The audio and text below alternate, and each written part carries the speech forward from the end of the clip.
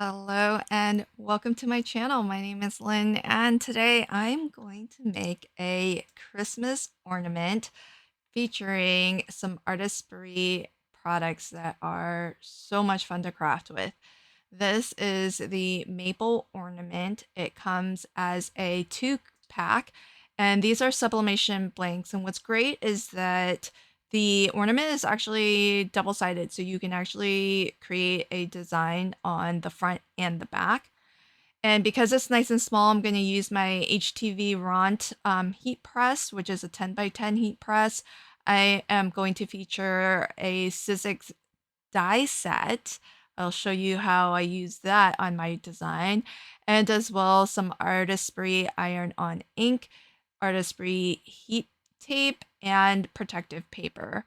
And I will also need a bit of foam because what I'm going to do is use my dies to cut out of foam and create my own stamps. So this is something that you can do as a fun way to get a little bit more mileage out of your craft dies.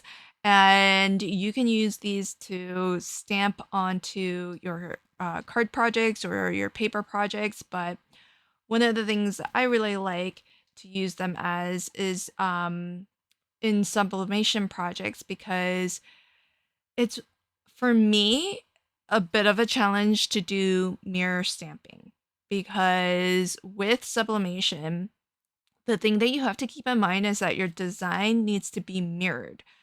So if you have anything that has a correct left to right orientation, meaning it has to read from left to right, then it needs to be mirrored so that instead of reading correctly left to right, it reads correctly right to left. It has to be mirrored. And what I did initially was I cut my foam, and I happen to be using foam that is got an adhesive backing on one side, so that's why on one side it looks black, on the other side it looks white. That white is actually a paper liner. And what I realized is that, oops, I actually, I'm laying it out like this because that's the way I want it to look. But the reality is, if I mirror that, then I need to actually flip everything so that it's the reverse of that. And that means that I cut my foam pieces incorrectly because the side that you see the paper, that's where the adhesive is, and that's how I am going to adhere it onto the acrylic block that I'm going to use to stamp with. Fortunately, at least the 0 is already a mirror of itself, so I don't have to recut that. But the 2 and the 4, I definitely need to cut that again. This time, instead of cutting into the side that actually has the adhesive backing, I need to cut into the side of the foam.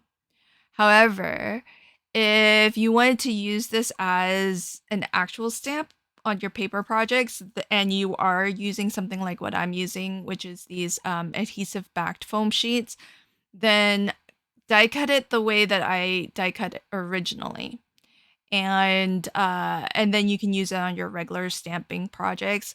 But if you're sublimating, then you need to mirror this, and so you need to actually die cut it from the foam side, not from the adhesive side. And I've learned through past experience that the adhesive on this foam is actually pretty sticky. So what I like to do is I actually just like to put it onto my hand and remove a little bit of that stickiness.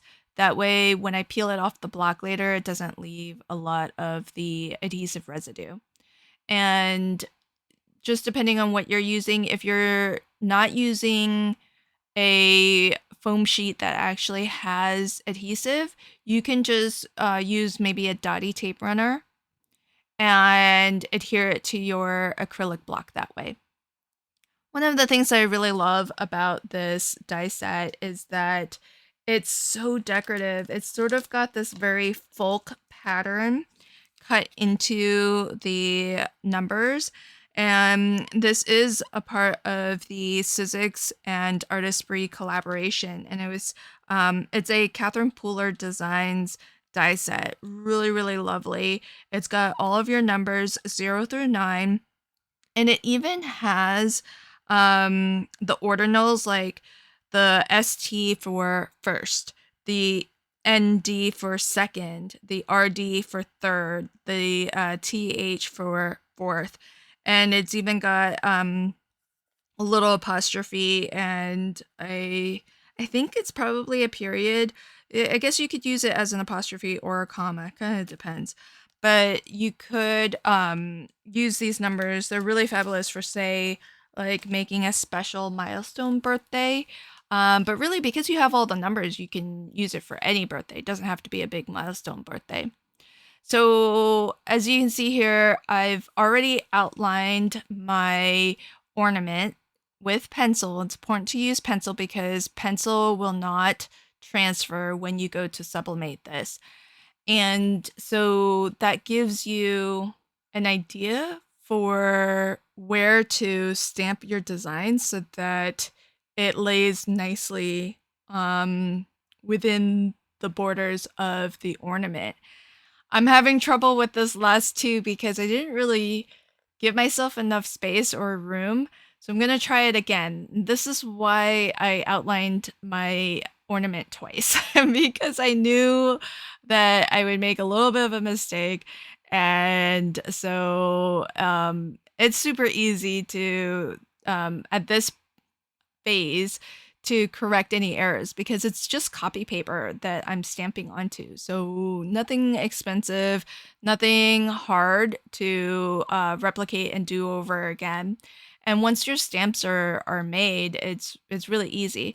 Now, the nice thing about copy paper being so thin is that if you need a quick double check as to whether this reads correctly, if you flip it over to the back, you'll see what happens when this actually sublimates onto your ornament. And if it reads correctly to you, once you've flipped it over, then you know you've got it done correctly.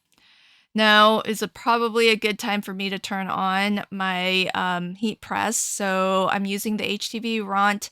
This is a 10 by 10 heat press, which is nice. It's going to cover the ornament and then some. I could probably have done 2 ornaments at the same time. I'm going to heat this up to 400 degrees and you'll want to press it for 45 seconds and you want heavy pressure on this one. One of the nice things that I really like about the HTV Ront is that you can see it in the display. It says 6 pounds. And that's actually an indicator of how much pressure, how much weight you are putting onto the whatever it is you're pressing.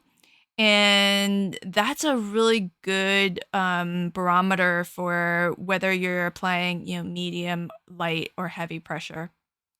So I've got my ornament taped to my design. And now I need to actually sandwich this in between some protective paper because we don't want that sublimation ink to transfer onto our heat tool or onto our mat. Now the black mat that you see, it is the Artistry project mat. It's really, really thick silicone, heat proof, and so it's going to protect my work surface. Now what I want to do when I press this is I want to make sure that the design is actually closest to my heat tool so that the heat is going to make contact with that as much as possible because you don't want to do this and try to sublimate it from the other side of the ornament, in particular because the ornament is so thick.